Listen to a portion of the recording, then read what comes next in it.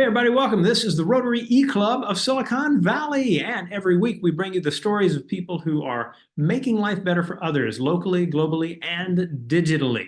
We're part of Rotary International, over 1 million people in over 36,000 clubs who are doing all kinds of projects in their communities, in conjunction with clubs and organizations around the world. And we take a special pride in finding cool and interesting ways to make the world a better place. So you can find us at siliconvalleyrotary.com, or if that's hard to remember, rotary.cool will get you to our website as well, which we're very proud that that's one of the ways you can do that. Our speaker today is Candice Thompson. And Candice is a psychologist who has had a special interest in current issues with technology, essentially the intersection of modern life and how we think of ourselves as people connected with others. And I am really excited for her to talk to us about depression in the digital age. So Candice, thank you so much for taking your time to share our presentation with us. I hand the mic over to you. Welcome to the Rotary E-Club of Silicon Valley. Great. Thank you so much for having me. It's such a pleasure to be here and to be able to talk about such an important topic. Our time will not do this topic justice, but I'm going to fill the time that we do have with some facts and some practical tools. I want to leave everyone feeling equipped and empowered on understanding depression and suicidality, and especially how it fits in this digital context. I want to also start with a disclaimer here. I won't be discussing any traumatic stories, but this topic can still be very unsettling for people. So if you need to step away from your computer at any time, please do what you need to take care of yourself. And based on your history, this can also be a topic that is easy to overlook. One might just assume that mental health topics don't apply to them and choose to tune it out. But I ask that everyone stay with me. Depression can be more subtle and much more pervasive than you might realize. So I'm first going to define depression for you, clinical depression. So it's based on a combination of factors and the length of time that you have these symptoms. So those symptoms include feeling blue, being disinterested in activities that you would typically find interest in, having unexpected changing in your eating patterns or your weight, marked changes in your sleeping patterns, having low energy, difficulty focusing or getting tasks done, thoughts of suicide. And I want to make a distinction for children and adolescents. Rather than feeling blue or sad, the symptoms can often come out as irritation. So just something to keep in mind if you have a child at home. And there's a spectrum of severity. I want to mention that it is very healthy and natural to feel sad when we experience tough things, when we go through a loss, changes in our life, go through transition. But that is different than clinical depression. And so what are the causes of depression? The causes are many, and it's not always obvious to find a trigger. I'm going to list out a lot here, and just to keep them in mind, some of the factors can be genetic, some can be hormonal, neurological, there are medical factors. Actually, dehydration has been shown to lead to symptoms of depression, deficiencies of certain vitamins, feeling hopeless or stuck in a situation, having repetitive negative thoughts about yourself, unresolved traumas, unhealthy behaviors like addictions, grief, and too much technology, which we'll talk about more.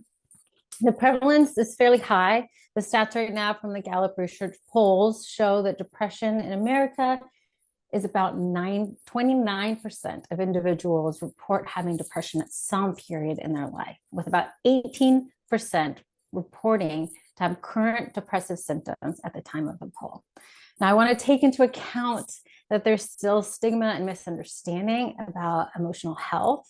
So I would imagine that those numbers are fairly low, which is pretty striking to think about. That's a large portion of our population that's struggling with depressive symptoms. And so why might the rates be increasing currently? I'm going to discuss a few factors for the sake of our talk to highlight what's happening in our current climate that makes depression more prevalent. One of those things, of course, is our experience with COVID. Having this extended time of feeling fear for our personal safety had a large impact on our society. It also made us quite isolated. And it's still common for people to feel symptoms of social anxiety as they're rebuilding up their capacity for being out in the world. I find that a lot of clients are saying that they feel overstimulated than they did previously because we spent a really long time, especially if you're living here in the Bay Area. I think that we had one of the strictest lockdowns of the US regions for a very long period of time. And it takes work and time to build back up. Also, working from home, unfortunately, does not help our society in terms of connectivity. Even remote meetings are shown to exhaust people. Unfortunately, things like Zoom. And the research shows that it's not because it's exhausting in and of itself. It's actually because we're understimulated. As humans, we require our whole five senses. And typically, if we're all meeting in a room, there's smells and we can chat with people. We might have pastries or coffee, and we utilize more of our faculties. And that gets missed right now in a lot of small ways. More and more of our activities are being linked to using technology, which is causing a rise in social isolation. There's also a direct correlation to tech use. The exposure and the changes in our brain are changing the way that we're able to think clearly. And it's hard for us as humans to catch up. Our brains are not wired to catch up with the speed of technology. We still have largely primitive minds, and technology is growing at a rate that we're not able to adapt to. It's also not healthy to have such a high exposure to the global traumas. Our souls are not created to bear the weight of all of the tragedy that we're exposed to. There's also a high pressure to stay connected, to be online, to check your emails, your text messages throughout the day, which causes higher fatigue. And not to mention some of the social pressures like comparison culture of social media, feeling like you're missing out, feeling like you don't have enough. The last thing is, I think that we're not taught in our culture how to be sad. When our bodies go through something hard, we need to stop and listen to that, not shove it away or try to buy the next thing or shame ourselves, but to listen. Are we invited in this time of our life to grieve? Is it a time to do some deeper work on healing former wounds? And so, like I mentioned previously, there is a spectrum of depression. And the more severe cases are marked by dark thoughts, overwhelm, and to the point of thinking about suicide. And so this is where I want to transition a little bit to talking about the suicidal factors. So almost 4% of our population admits having serious thoughts of taking their own life. And there's one death by suicide every 11 minutes, which is really staggering to think about. The signs of suicide include expressing feelings of hopelessness, feeling stuck and overwhelmed. If you notice someone stop planning for their future, withdrawing socially, other forms of self-harm playing into risk of suicide. I do want to make a note, self-harm in and of itself does not mean that someone wants to die. Self-harm is often used as a maladaptive coping skill. Someone wants to remove their pain emotionally by causing physical pain, and there's a rush of endorphins that happens when we harm ourselves. But what makes it a risk towards suicide is that we all have a protective layer to stay alive and for self-preservation. And so when we self-harm, it actually starts to chip away at that protective layer, which makes us more vulnerable to take even higher risks and maybe even feel emboldened to take our lives. Other factors to look out for is if someone is selling all of their things, taking uncharacteristic risks like driving recklessly, promiscuity, increased alcohol consumption.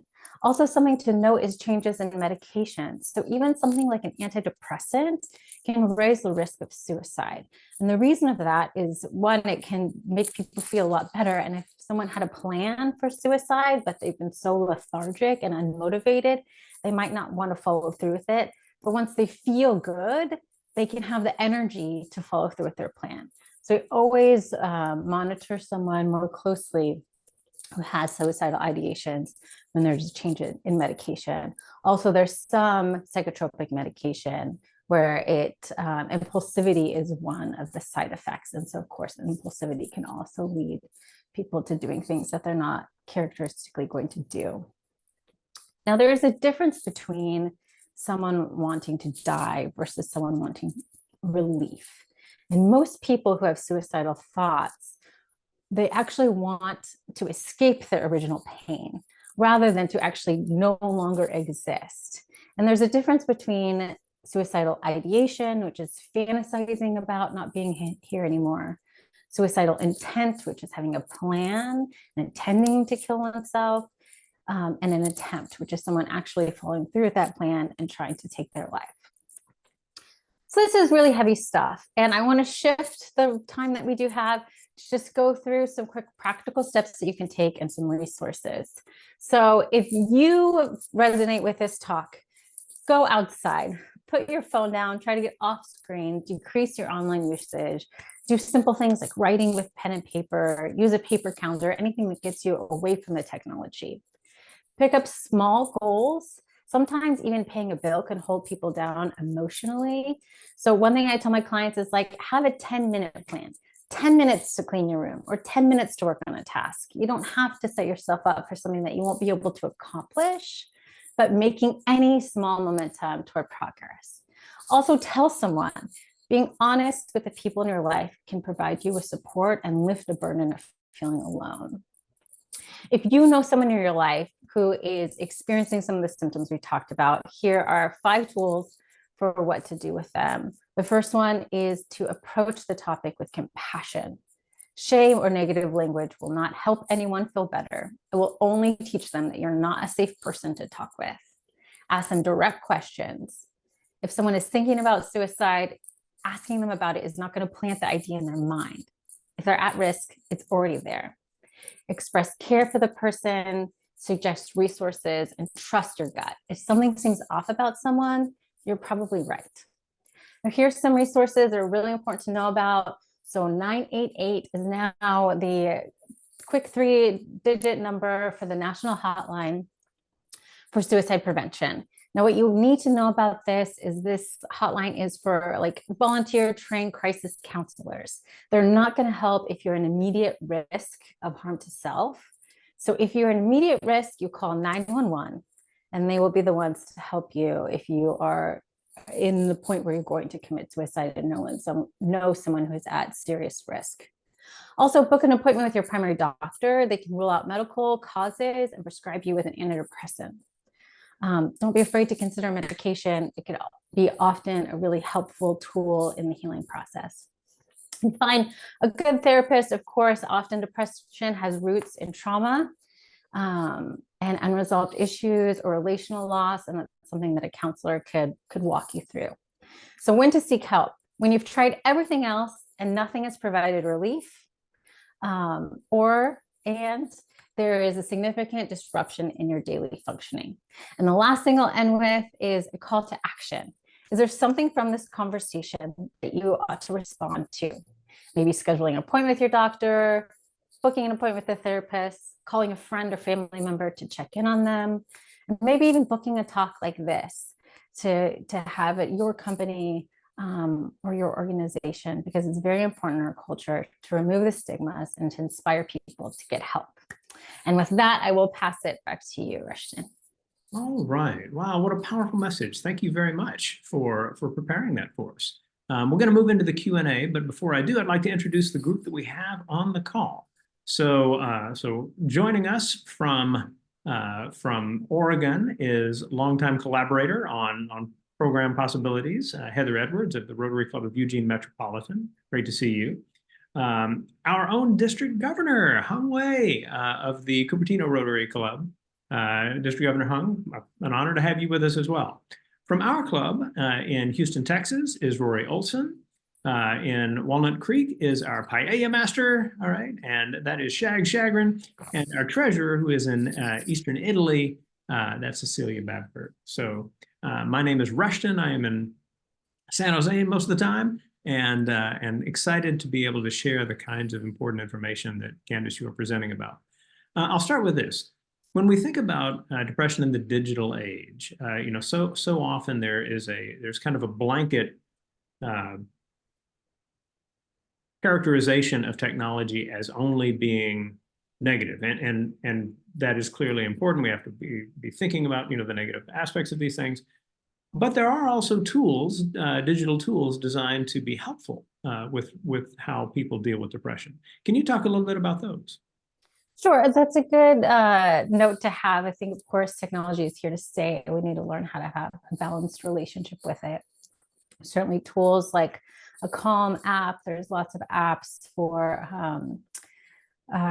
what was I thinking of? Like bilateral beats, which are like bilateral stimulation that could help train the brain to calm down. It mimics some of what happens with like EMDR. Uh, yeah, being able to talk to your doctor quickly or to find a therapist quickly through sites like Psychology Today. Yes, I don't want to demonize technology. I think there is a role for convenience, but a balance in making sure as humans that we are getting all of our needs met for social connection. Well, I think it makes sense that we identify the most important concerning factors as we also seek to bring kind of more possibilities in with other nature of tech. But of course, how this plays out with different people under different circumstances is interesting as well. And a question that came in from the chat is about self-reporting and whether or not you've seen an increase in men feeling more able to self-report when they're disproportionately expected to maintain their emotions. That may be a very culturally specific question that I'm asking. But I'm curious, like, what thoughts you might have about that, not just perhaps in an American sense, but also in other cultures. Sure. I will say the generation that is, now approaching, I don't know if that's Gen Z or X, but they are the first generation that seems really mindful of mental wellness. And I hear from my clients that like watching TikTok or Instagram influencers to, learn little quips on psychotherapy. I do think that there is more language, more awareness.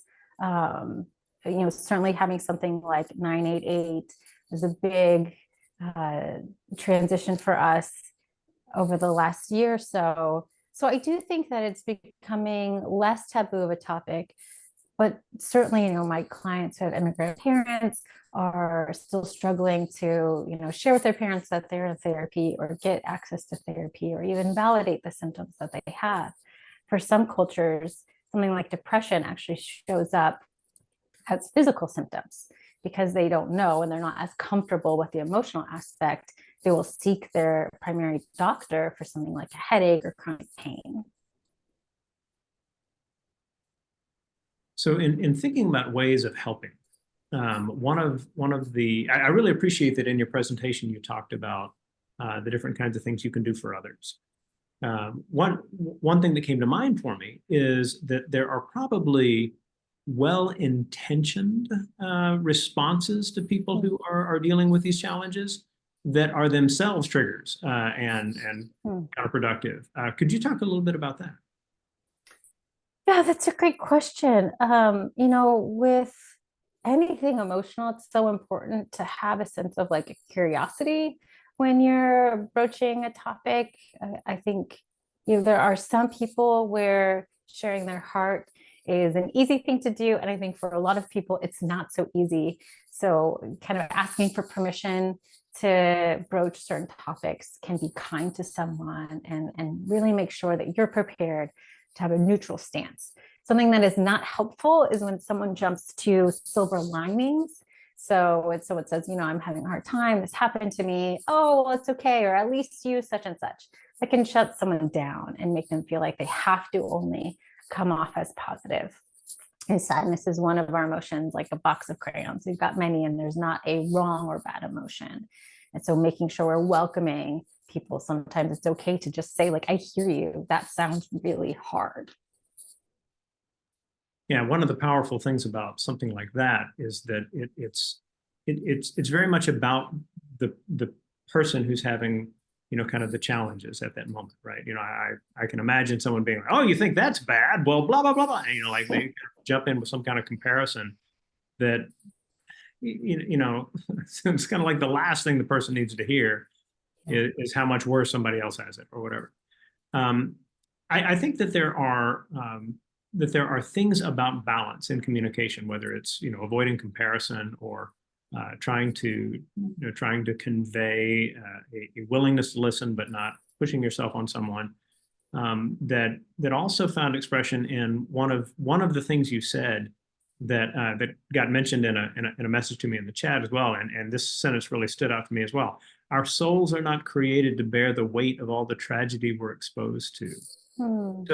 So we have had on our program the people who run Future Crunch, or Angus Harvey of Future Crunch, which is very much about reasons to be hopeful. They do the Hope is a Verb podcast, things like that. Are there other sources of genuinely constructive, positive news? So stuff that's more than just like, the dog has an interesting haircut or something like this, right? I mean, just stuff that's very much about speaking to us deeply about positive possibilities. Is that something that you think about with your work? Yeah, I think if I understand the question correctly, it's finding news outlets that can be factual rather than opinionated, because that can even stir up more our feelings of a sense of injustice rather than, we want to be able to move on with our days. And I don't want to say that callously. Of course, we should be compassionate for the terrible things that are happening in the world, but it causes depression and it causes some people to freeze up when you're inundated, the 24-hour news cycle, and feeling hopeless or helpless in the situation. So finding a news source that gives you the information so that you could stay up to date, but to have a balanced approach with that, whether you check it, once a day and don't go back to it once a week, but making sure that people aren't either kind of trauma thirsty, and obviously there's like clickbait, and news outlets are really good at wanting you to stay there and to get users and to have people on their sites and watching their programs. And so we have to be mindful as consumers not to overindulge. I can imagine that one useful skill in the digital age is recognizing clickbait, right? Everyone was surprised when this person said this, right? And they don't tell you what that is. They just want you to click. And if that as an approach can essentially ring the bell, like, don't click there, right? Maybe that's kind of a helpful piece as we go as well. So in thinking about, again, digital age issues, right? Now, often we're really talking about information and how people respond to information and what people think about, with regard to the information that they encounter. Are there different kinds of technologies, though, that have been useful in addressing depression, whether it might be something related to helping stimulate, more exercise or anything along those lines, or something quite out there? Have you run across something along those lines that you thought was noteworthy? Yeah, that's a great question. And I'm sure those things exist. There's no, name that comes to mind for me to recommend, but any kind of app or service that could help someone, get movement, track their emotions, do a quick meditation, practice yoga. Those are all things that I would recommend. I think it's balancing, because our phones and certain sites are meant to keep us in. Sometimes we go on our phone to check an email, and the next thing we know, we've been, on LinkedIn or, Instagram for half an hour. And so it's making sure that we use those things and have a really good check on ourselves to not get lost. Shag adds to the chat that a good deep tissue massage is probably a good move as well. Absolutely. Matter of fact, maybe you can speak to that. Not massage specifically so much as the just the issue of touch, like like that's something that can be wonderfully helpful to somebody who needs it and for whom the relationship is appropriate, right? And just facial expressions as well. Are there other things that we can do in thinking about, people that we're close to, family, club members, things like this, that we can convey caring in a way that's useful, that perhaps people don't think about, kind of consciously as being a useful approach?